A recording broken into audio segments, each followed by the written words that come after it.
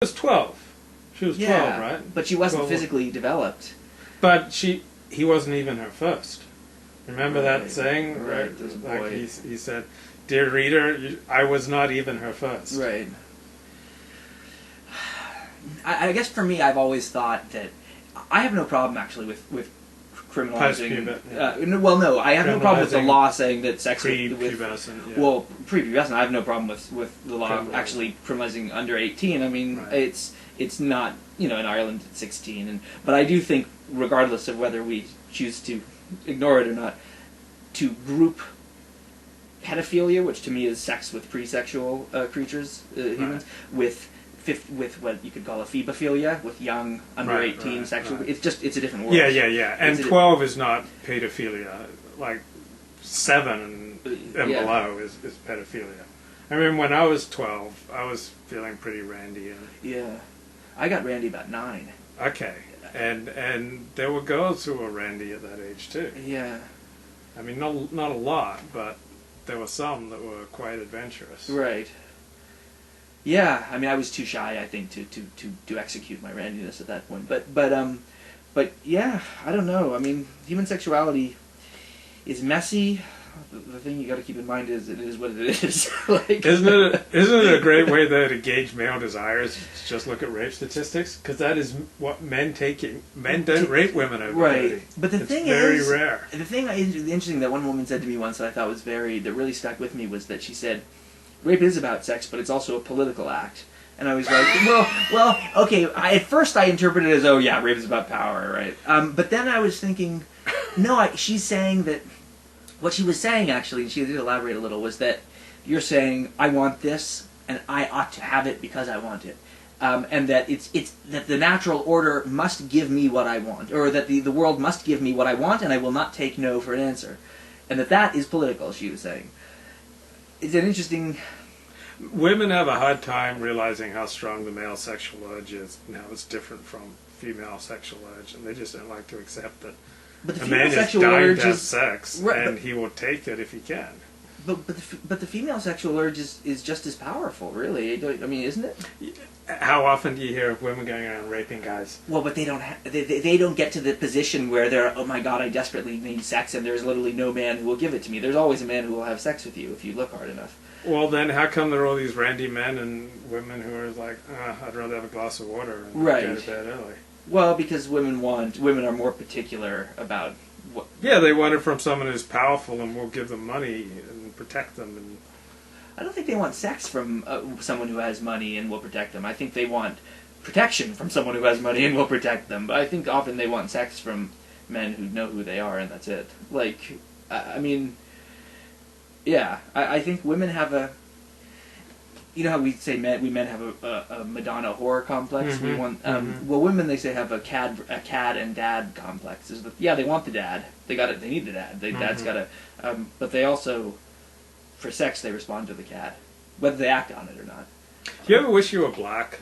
Like, I wish I had like a natural self-confidence that comes from possessing a long, sharp spear. Well, I was actually talking to an African American gentleman about this very recently. I don't wish I was black, but I have noticed over the years that there are a lot of things that African American men seem to intuitively understand that other ethnicities seem to have a hard time grasping. Like if the woman is bothering you, you just knock her off. Well, I don't mean that. There's so just much. like a natural ease. Well, no, but they know. What he said to me is that I said, "Well, why is that? Why? Because it's all proportions. I mean, you have white men who are great with women and black women who are terrible."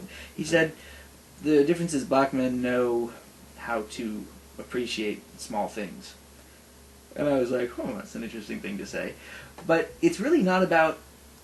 It's about self-assurance, kind of, and he said the self-assurance is just knowing that you're in your body and appreciating small things. It was interesting. Remember when we went to church and how all the black people, they smelled so good, they were all dressed up nice, and like you go to shul on Shabbos morning and people are schlumpy, right. I mean, because they're not allowed to bathe by Jewish law right. on the Shabbos, And I mean, you go to church and people smell good and they're Right. clean and Yes. they just showered and they're wearing their best. And you go to shul and people are schlumpy. Right.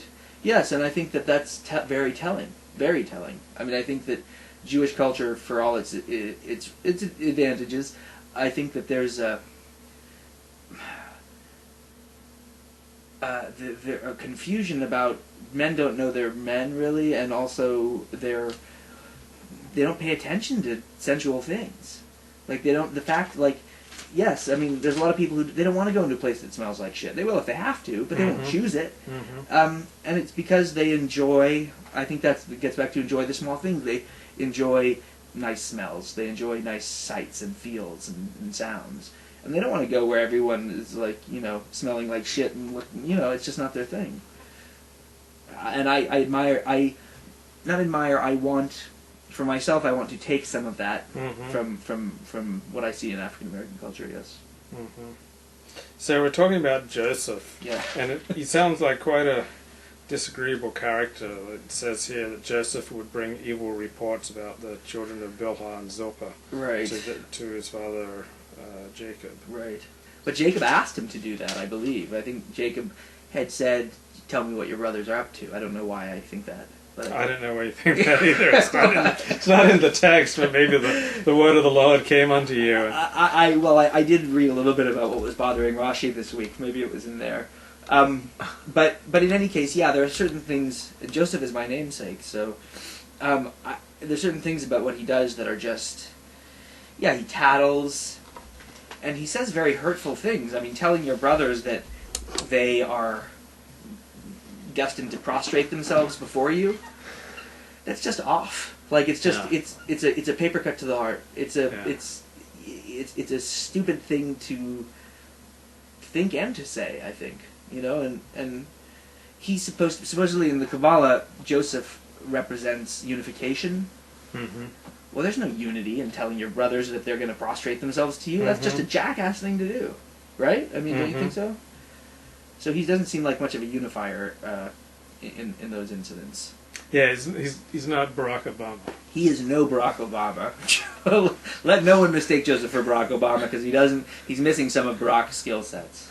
But I mean, and also even just wearing the cloak of many colors. I mean, Jacob made a mistake giving him that thing. I mean, you don't make a cloak of many colors for one son among 12. That's just off also. There's not a lot of compassion in that. Like, no compassion from Jacob towards the other 11, and no compassion from Joseph towards the other 11. Right. I mean, Joseph even dreams that Jacob and his mother will bow down to him too. So. Yeah. Well, that was... Yeah. And that does he get satisfaction on that later? Does that happen? Well, I guess he saves their lives. Right. So I mean, it does basically happen. But what percentage of people do you think, in their heart of hearts, dream about other people bowing down to them? I think that men, a very high proportion of men, dream of having. Yeah. I think women dream of having wonderful conversations with. Right. They also want people to bow down, but not as much. Right. They want other women to bow down, but yeah, I think it's a very common human drive. I mean, it's part of what we are. I think you can get past it. I don't think we're enslaved to that. And you can also. You also don't have to tell other people about it, so right, yeah, right, it. Yeah, you don't have to say that. It's funny. I was thinking, God, how great it would be to see you, just prostrate in front of me. That would be so cool. That's just not. No one wants to hear that.